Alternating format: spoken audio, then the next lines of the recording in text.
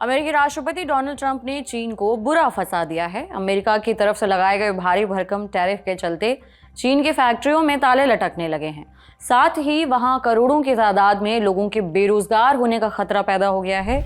इससे डरी हुई चीनी कंपनियों ने बड़ा प्लान बनाया है। क्या चीनी कंपनियां भारत कूच कर रही हैं? चीनी कंपनियों को भारत का सहारा क्यों लेना पड़ रहा है? चीन की कंपनियां भारतीय कंपनियों के साथ बिजनेस करने के लिए क्यों उतावली नजर आ रही हैं? इसके पीछे चीन की कोई चाल तो नहीं? क्या है पूरा मामला? इससे भारत को क्या फायदा होगा? सब कुछ बताएंगे। बस अगले 8-10 मिनट के लिए कुर्सी की पेटी बांध लीजिए, क्योंकि आज आपकी आने वाली है मौज। तो चलिए शुरू करते हैं। नमस्कार, मेरा नाम है उपासना और आप देख रहे हैं द लंदन टॉप का डेली फाइनेंशियल बुलेटिन खर्चा पानी। Brought to you by Bank of India and Sonata.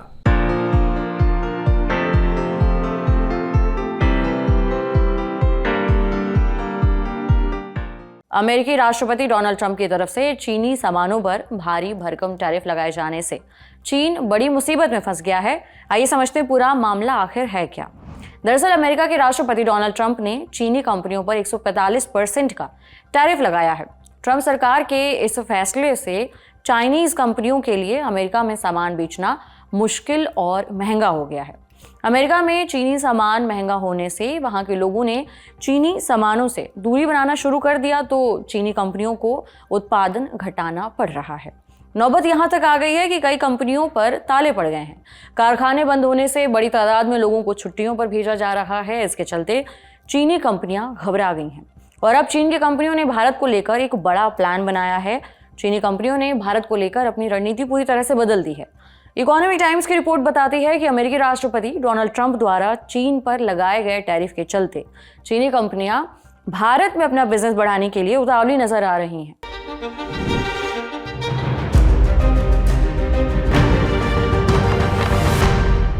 भारतीय कंपनियों के साथ साझेदारी करने के लिए चीनी कंपनियां अपनी हिस्सेदारी घटाने को लेकर भी राजी हो गई हैं। दूसरी शर्तें भी मानने को तैयार नजर आ रही हैं। इकोनॉमिक टाइम्स ने सूत्रों से मिली जानकारी के आधार पर बताया है कि चीन के दिग्गज कंपनी हायर भारत में कारोबार बढ़ाने के लिए मुकेश अंबानी की रिलायंस इंडस्ट्रीज के साथ बातचीत कर रही है। इसके तहत रिलायंस इंडस्ट्रीज हायर की भारतीय कंपनी में हिस्सेदारी खरीदने की दौड़ में है। कहा जा रहा है कि रिलायंस ने हायर के चीन स्थित हेडक्वार्टर से सीधे बातचीत भी शुरू कर दी है। हायर ग्रुप चीन की कंज्यूमर इलेक्ट्रॉनिक्स और दुनिया की सबसे बड़ी होम अप्लायंसेस बनाने वाली कंपनियों में शामिल है। इसका हेड ऑफिस चीन के शेडोंग प्रांत के किंगदाओ शहर में है। हायर ग्रुप की company hire smart home AC, fridge, washing machine, microwave oven और ड्रायर वगैरह बनाती है। इसके अलावा ग्रुप की दूसरी company hire electronic mobile phone, computer, TV जैसी चीजें बनाती है। रिलायंस इंडस्ट्रीज भारत में तेल यानी पेट्रोलियम, रिफाइनिंग, टेलीकॉम से लेकर रिटेल बिजनेस में छाई हुई है। भारत में हायर एलजी और सैमसंग के बाद तीसरे नंबर पर है। हायर के बारे में सामान्य ज्ञान तो पूरा हो गया, अब आगे बढ़ते हैं। इकोनॉमिक टाइम्स की खबर के मुताबिक हायर भारत में अपनी 25% से 51% हिस्सेदारी बेचना चाहती है। हायर की भारतीय कंपनी की वैल्यूएशन लगभग 18,000 करोड़ रुपए से 20,000 करोड़ रुपए के बीच बताई गई है। इकोनॉमिक टाइम्स की इस खबर में यह भी बताया गया है कि रिलायंस के अलावा सुनील मित्तल के भारतीय ग्रुप के नेतृत्व वाला एक समूह भी कंपनी के हायर के साथ डील के लिए प्रयास कर रहा है। भारतीय जो समूह है वो एयरटेल चलाती है। इस खबर में बताया गया है कि जिस तरह चीनी कंपनी एमजी मोटर्स ने भारत में अपना बिजनेस फैलाया है, उसी तरह हायर भी भारत में अपना बिजनेस भारतीय साझेदार के साथ बढ़ाना चाहती है। एमजी मोटर्स चीन की सरकारी कंपनी SAIC मोटर के स्वामित्व वाली कंपनी है। भारत में MG Motors JSW MG Motors India private limited के रूप में कारोबार करती है और साल 2017 में SAIC मोटर और भारत की JSW ग्रुप के बीच एक जॉइंट वेंचर बना था। 2024 में कंपनी का नाम बदलकर JSW MG motor India private limited हो गया है। हायर के अलावा चीन की एक और कंपनी शंघाई हाइली भी भारत में बिजनेस बढ़ाने के लिए टाटा ग्रुप की कंपनी वोल्टास के साथ जॉइंट वेंचर के लिए फिर से बातचीत कर रही है। चीन की ये कंपनी भारत में वोल्टास के साथ भारत में मैन्युफैक्चरिंग प्लांट लगाना चाहती है। इसके लिए शंघाई हाइली वोल्टास के साथ अल्पमत हिस्सेदारी के लिए भी राजी हो गई है। शंघाई हाइली कंप्रेसर बनाने वाली चीन की प्रमुख कंपनियों में से एक है। ये कंपनी फ्रिज और एसी के लिए कंप्रेसर बनाती है। कंपनी का मुख्यालय चीन के शंघाई में है। यह कंपनी भारतीय कंपनी वोल्टास के साथ काफी समय से बातचीत कर रही है। साल 2020 में गलवान में हिंसा भड़कने के बाद भारत सरकार ने चीनी कंपनियों के लिए विदेशी निवेश के नियमों को कड़ा कर दिया था। इन दो कंपनियों के अलावा चीन की कुछ और कंपनियां भी हैं जो भारत में अपना बिजनेस बढ़ाने के लिए तैयारी कर रही हैं। मनी कंट्रोल की खबर के मुताबिक चीनी कंपनी लियांग चुआंग इलेक्ट्रॉनिक्स भारतीय कंपनियों जैसे कि एम्बर इलेक्ट्रॉनिक्स और ऑप्टिमस इलेक्ट्रॉनिक्स के साथ डिस्प्ले, कैमरा मॉड्यूल और चिपसेट बनाने की प्लानिंग कर रही है। यह कंपनी ओप्पो, वीवो और सैमसंग को अपने पार्ट्स सप्लाई करती है। इसके अलावा कंज्यूमर इलेक्ट्रॉनिक प्रोडक्ट जैसे कि लैपटॉप, कंप्यूटर वगैरह बनाने वाली चीनी कंपनी लेनोवो भारत में कारखाने लगाने की संभावनाएं तलाश रही है। अब समझते हैं कि चीनी कंपनियां भारत में आने को क्यों उतावली हो रही हैं। दरअसल पिछले साल चीन ने जितना सामान विदेशों में बेचा उसका करीबन 15% अमेरिका को बेचा गया, लेकिन अब अमेरिका ने चीन पर भारी टैरिफ लगा दिया है। इसके चलते चीन में फैक्ट्रियों ने उत्पादन धीमा कर दिया है और कुछ कर्मचारियों को बिना वेतन छुट्टी पर भेज दिया है। फाइनेंशियल टाइम्स की रिपोर्ट बताती है कि ट्रंप द्वारा शुरू किए गए ट्रेड वॉर के कारण चीनी कंपनियों को जीन्स से लेकर होम अप्लायंसेस तक कई तरह के प्रोडक्ट्स के ऑर्डर कम होते दिख रहे हैं। कारखाना मालिकों का कहना है कि अमेरिकी ग्राहकों ने ऑर्डर रद्द कर दिए हैं या फिर टाल दिए हैं। इसके चलते उन्हें उत्पादन में कटौती करने के लिए मजबूर होना पड़ा है। Consulting firm tidal wave solutions के शंघाई स्थित सीनियर पार्टनर कैमरन जॉनसन ने फाइनेंशियल टाइम्स से कहा, मैं कई कारखानों को जानता हूं जिन्होंने अपने आधे कर्मचारियों को कुछ हफ्ते के लिए घर जाने को कहा है और अपनी फैक्ट्री में ताला जड़ दिया है। उन्होंने आगे कहा कि खिलौने, खेल के सामान और कम कीमत वाले सामान बनाने वाली फैक्ट्रियों पर इस समय सबसे ज़्यादा असर पड़ा है। कुछ फैक्ट्री मालिकों ने ओवर टाइम और वीकेंड शिफ्ट में कटौती करने की बात कही है।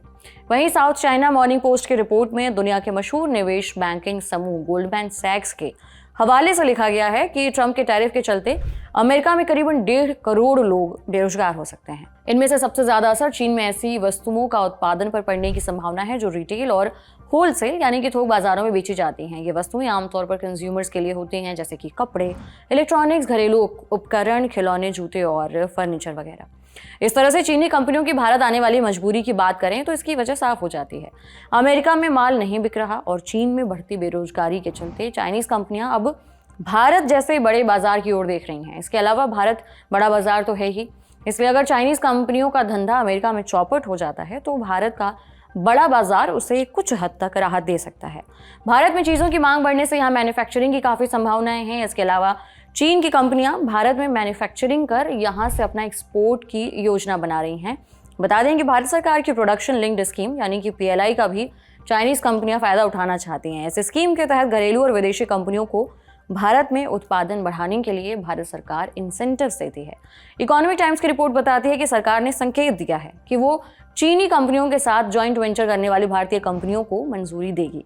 खास तौर से ऐसी चाइनीज कंपनियों के जॉइंट वेंचर को हरी झंडी मिल सकती है जिनकी भारतीय कंपनियों में अल्पमत हिस्सेदारी है, साथ ही जिन कंपनियों के बोर्ड में भारतीयों का दबदबा है। भारत चीनी कंपनियों को इलेक्ट्रॉनिक्स से जुड़े संयुक्त उद्यमों में 10% इक्विटी निवेश तक सीमित कर सकती है। भारतीय उद्यमी चीन के साथ प्रत्यक्ष विदेशी निवेश की सीमा बढ़ाने और नियमों को आसान बनाने की मांग कर रहे हैं। हालांकि आवाज उठने के बावजूद भारत सरकार चीनी कंपनियों पर निवेश नियमों में ढील देने की संभावना देती नहीं दिख रही है। वहीं मनी कंट्रोल की एक और खबर में बताया गया है कि भारत सरकार कुछ खास तरह के इलेक्ट्रॉनिक्स कंपोनेंट्स के घरेलू उत्पादन को बढ़ावा देने के लिए चीनी कंपनियों को भारतीय कंपनियों के साथ जॉइंट वेंचर में 26% तक की हिस्सेदारी की अनुमति देने पर विचार कर रही है। ये कदम भारत के मेक इन इंडिया पहल को मजबूत करने और इलेक्ट्रॉनिक्स मैन्युफैक्चरिंग सेक्टर में टेक्नोलॉजी ट्रांसफर को बढ़ावा देने के लिए उठाया जा रहा है। इस मौके का फायदा उठाने के लिए भारत सरकार ने हाल ही में एक नई scheme electronics component manufacturing scheme यानी ECMS शुरू की है। भारत सरकार का ये कदम काफी अहम माना जा रहा है। सरकार चाहती है कि चीनी ब्रांड्स की बजाय भारत में कॉन्ट्रैक्ट मैन्युफैक्चरिंग बढ़े, इससे लोकल मैन्युफैक्चरिंग मजबूत होगी। पिछले हफ्ते हुई बैठकों के दौरान सरकार ने घरेलू इलेक्ट्रॉनिक्स निर्माताओं को बताया कि चीनी निवेश प्रस्तावों का मूल्यांकन केस दर केस आधार पर किया जाएगा। अगर अमेरिकी या यूरोपीय कंपनियां अपनी मैन्युफैक्चरिंग यूनिट्स को चीन से भारत में ट्रांसफर करती हैं तो उनके चीनी सप्लायर्स को 49% तक हिस्सेदारी की छूट दी जा सकती है। भारत के फायदे की बात करें तो इससे भारत में निवेश बढ़ेगा, मैन्युफैक्चरिंग को बढ़ावा मिलेगा, जिससे भारत में नौकरियां पैदा होंगी और घरेलू अर्थव्यवस्था मजबूत होगी।